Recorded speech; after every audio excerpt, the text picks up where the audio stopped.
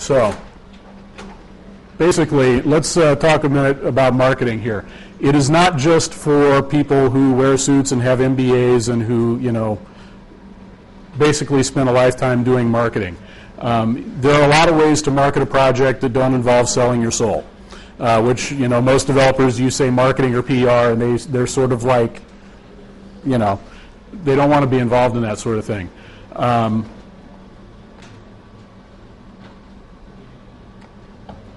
I rearranged my slides right before the talk, but not on my USB key. So the first thing you need to do if you want to learn how to promote your open source project is get to know your users. You would be surprised when I sit down. A lot of people, I've given this talk in Australia at OSCON last year and at a couple other conferences. And I give the talk, and the first thing, if you sit down with somebody who actually does marketing for a living, one of the first things they're going to know is, who's your target audience? Who are you trying to sell your product to, or who are you trying to communicate to? And if you sit down with a lot of people and you say, describe your user community, they're going to, well, they have computers. You know, it's like, how many people use your program? How many people, what do they do with your program? What is the most important thing to them? One of the first things I would recommend if you're interested in growing your project is immediately when you go home tonight, go to SurveyMonkey or one of the free survey sites and sit down and create a survey and start surveying your users. Find a way through opt-in to go ahead and get data back from your users when they install your program, the first time they run your program.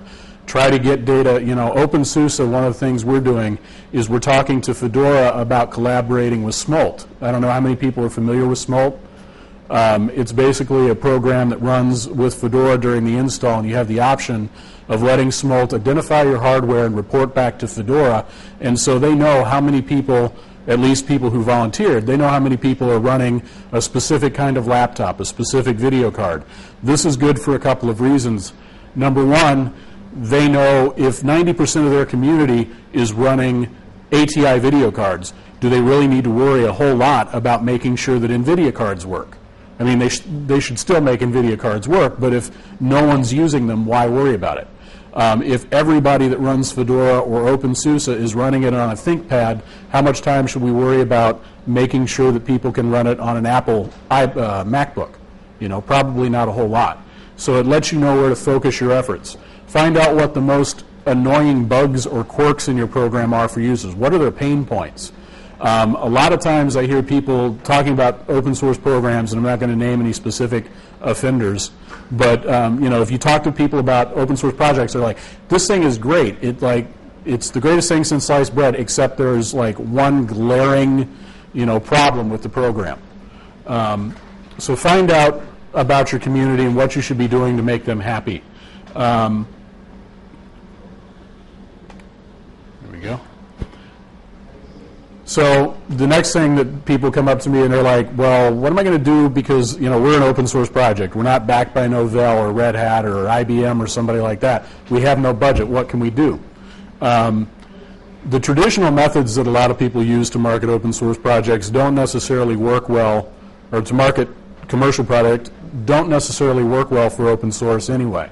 So there are a couple of ways that you can promote your project. If you look at Firefox, they actually have money, and their marketing, you know, they actually can do a lot of marketing. But if you look at the success Ubuntu has had, for example, they have done that with very, very little actual traditional advertising and very, very little traditional PR. They've had good word of mouth. They've made sure that the community is motivated to have .org booths and to be at shows. You want to make sure that you are, if you're a key developer for your project, or if you're just really interested and you're an advanced user, make sure you're signing up to present at projects like this. You know, all the people that spent time doing presentations for this are not only getting good word of mouth, you know, talking to everybody in the audience, but we're recording this, and so it'll be up on the web somewhere. There's discussion about it afterwards. People blog about it. There's a lot of sort of ripple effect after people get out and talk about their projects and meet people. Blog. If you do not have a blog, immediately go home and start one. If you're a developer and you're not at least once a week writing on a blog and saying where you're at development-wise or what features you're working on, you're missing out. It doesn't have to be long. It doesn't have to be great prose. It just has to be communication with the outside world. And make sure you turn comments on, because you're going to want to get that feedback. Next thing you do after you turn on comments, make sure you turn on a Kismet or a spam filter, because as soon as Google realizes you were there, you will start getting the comment spam as well. You also want to, there are a lot. I've worked as an editor for several publications.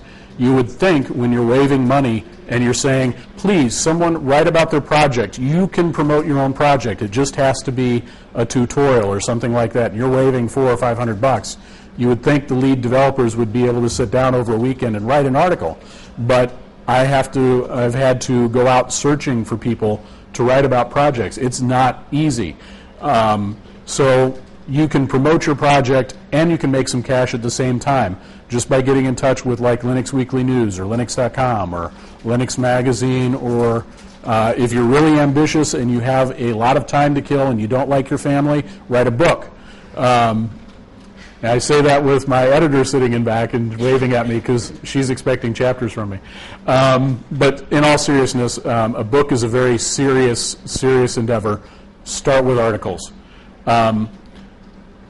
Make artwork and banners available so your supporters can put things on their website to lead back to your project. Simple little things, again, can have huge ripple effects.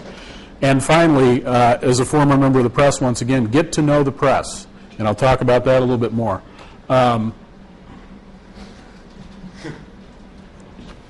Okay. So if you have a project with more than a couple people, have a designated press contact. Have somebody who will be willing to, within 24 hours, if you get an email to PR at your project, respond to an email and be willing to give quotes or talk about a project or educate a reporter or journalist or writer who's wanting to write about it. If you guys read, how many people read Linux Weekly News? So just a few of you. How many people read things like the Ubuntu Fridge or one of the weekly news summaries, like Debian Weekly News or any of those things? Okay. Those things can be fairly effective in terms of you spend just a couple hours a week. You get a team of people to do this. Spend a couple of days or a couple hours a week putting together announcements weekly. If your project is big enough. If you have a smaller project like, say, Banshee, maybe a monthly announcement. But whenever you have a major release, make sure that you take the time to write a short announcement. It doesn't have to be one of these hideous formal press releases. It can be as simple as 3 paragraphs and a bunch of bullet points about new features. But send that to the people at Linux Weekly News and whatnot, and let them know that there's a new project. You would be surprised how hungry the media outlets are for new news and how fast you can spread information. And also, if you have a bunch of developers who are blogging, create a Planet. How many people are familiar with the Planet software? So it's really very cool software that aggregates different blog feeds and everything. So you can have like a Planet SUSE or a Planet Ubuntu or Debian, and people can go and see all of your developers blogging in one spot. And they can learn all about what's going on with your project, as well as your lead developers, the health of their cats, and who's had kids. But yeah, make sure that you're leveraging all of these things. There's a lot of low-hanging fruit when it comes to publicizing a project. So remember, if you are a developer, that users do not think like you. One of the biggest mistakes that I see projects making is, for example, we've just released 2.0. We want everybody to try it out. Pull it out of SVN. Have a great time. Yes, because your end users, they all have SVN clients installed and know how to use them and are familiar with them. No. Make projects really easy to download, and depending on the size of your project. If you're doing something like Banshee or Vim, make sure you have packages available for the major distributions. If you are a project like Alfresco or a project that requires a lot of dependencies and things like that, think very seriously about creating virtual appliances that people can run on top of VM Player and things like this. If it's something, I used to run Slashcode. How many people have ever installed Slashcode? It's like half of CPAN. So if they would have provided, I think /code would have been a lot more popular. Now, this was previous to VMware Player and things like that, but it would have been a lot more popular if people could just download a VMware image and fire that up. So the technology we have now allows you to distribute complex projects pre-configured, more or less. So just remember that source code is just for developers. It's not a method for distributing software to end users. And work with distributions. I have to, since I'm talking about marketing, I'm going to do just a tiny little bit of it and plug the OpenSUSE build service. If you're not familiar with this, the OpenSUSE build service allows you to create packages for OpenSUSE, SLED, and SLES, but also Red Hat, CentOS, Debian, Ubuntu, Fedora, and it targets x86 and x86 64, and we're working on, I think, PowerPC at this time, and a bunch of different versions of those distributions. So all you really need to do is provide the spec files. You don't have to have running versions of all of these different distributions to create packages. And there are a lot of very nice features in the build service so that you can create packages for different distros. We do this for two reasons. One is sort of selfish. We want people to package for SUSE, and we figure if we provide a service where it's easy to package for all the distributions, it won't be very hard for people to create packages for OpenSUSE and SUSE Linux Enterprise while they're at it. The other one is altruistic. We think that it's important that, we understand that the Linux market, it's much better to grow the entire size of the Linux market than to try to compete between distributions. So it's a lot better for Linux overall if there are packages for every distribution and people can go to one place. And if you don't want to use our build service, the entire thing is open source. So you can, if you feel like running your own build farm, I don't recommend it, but you can do so. You can download the source code and you can go nuts setting up all the servers on your own. So remember that documentation is extremely important. If there's one thing that open source projects fall down on a lot, most of them, some are very good, but if there's one thing that a lot of us fall down on, it's documentation. Remember that source code, despite what many developers will tell you, is not documentation except for the source. Start a documentation team if you don't have one already. It's extremely important. Marketing your project is not only a good way to expand your user base, it's also a good way to get an ecosystem of potential contributors and developers. Believe it or not, it's really important to have a healthy project that includes people who are not developers. And that means documentation teams and art teams and so forth. Another thing that is extremely important is predictable releases. Depending on your project, for example, again, I'll go back to Banshee. It's not necessarily terribly important for Banshee to do twice-a-year releases. But if you're Debian, or if you're Ubuntu, or if you're OpenSUSE, it's important that users know when they can expect the next release. It's never pleasant to deploy something like an operating system or a database and not know what the roadmap is and not know when the next version is coming. Will release when it's ready is actually kind of user hostile. And it is one of the reasons that I could never convince people when I was working as a sysadmin, I could never convince anyone, despite how nice Debian was, I could never convince anybody higher up the food chain to standardize on Debian simply because they never knew where the next release, when and if the next release was coming. And believe it or not, that's important to a lot of people.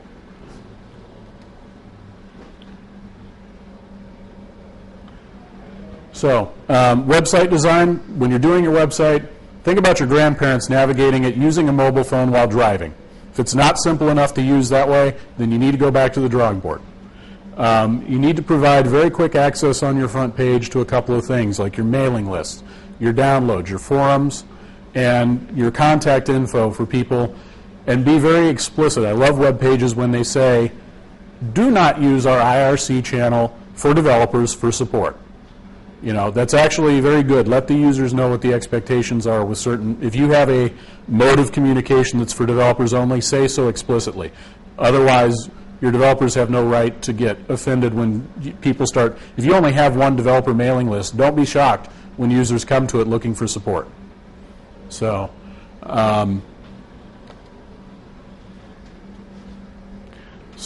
again, find ways to put the non-developers to work.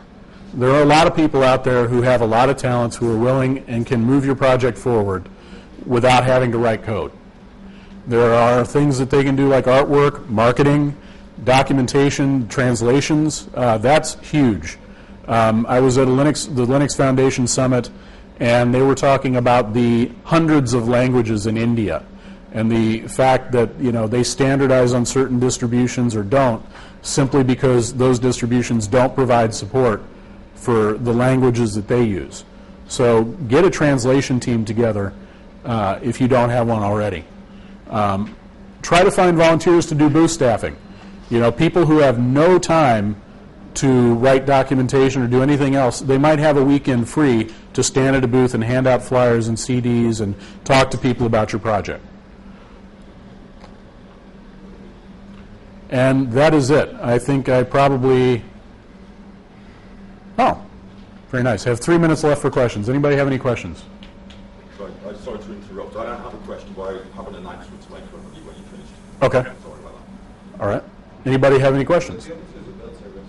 Yeah. I know a lot of packages that are on it. Yeah. They don't provide like Debian or Ubuntu releases. Right. What do they have to do to do All you have to do is provide the spec file. It is up to the developer to do that, but But it's... as soon as you provide the spec file, which is RPM, right? Or Well, no, you actually, if you're going to provide a spec so file... you have to actually do the Debian. Yes, unfortunately, yeah. We don't have an automated way to do that at this time. So spec files are right now. I'll give you a little tip that I think will work. I haven't actually tried this, but if you're a developer and you want to create quick and easy spec files that should work with the build service with some tweaking, there's a program, really nice program called Check Install that will, you basically do make, and instead of make install, you run check install. It will create a package and it will auto-generate a spec file. That spec file is probably not good enough for distribution outside your company or whatever, but it's probably a good enough starting point for you to modify it. So you might try that. Yeah? So following on that, so basically on OBS, so into the build service, you need spec files for RPM stuff. Yes. Debian rules or whatever for... Yeah. I was talking about packaging like another hour, so good info. Yeah. I'll let people know. Cool. Please do, because I think the build service is probably one of the greatest things since sliced bread. Does it also like PPA becomes your app repo or Yum repo? I believe so. Yeah. Okay. Yeah. So I've become sort of addicted to Banshee, and every time Aaron puts one click, boom, it's there. Anybody else have any questions? Well, Oh, sorry, if there's anyone else. anybody else? So is there a plan to like auto-generate a Debian rules file from an RPM spec? I think that's probably in our very late stage roadmap, Okay. but it's not. Yeah. So Really, that's not humanly possible, computerly possible. Well, like if they could find a custom file themselves Yeah. that would define the rules and the spec, that could be translated to either. yeah. Anybody else? My experience has usually been after this talk, about 5 people swarm me after the talk with questions. I will mock you if you don't ask now, because I bet if you have a question and other people are thinking the same thing. I'll mock you anyway, because I just like to mock people. But okay, well, thanks for being patient and listening to my talk. I appreciate it.